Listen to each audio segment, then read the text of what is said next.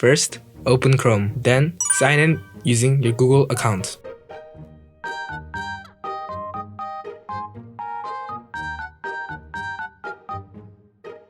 On the top right, you will see Gmail. Or you can manually search for gmail.com in the search bar. Click on Gmail to open the tab. Once signed in, you will be greeted with the inbox.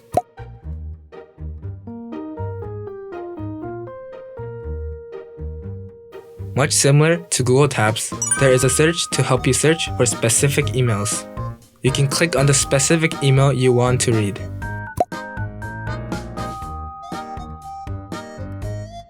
To write your own email, you can click on the blue rectangle that says Compose.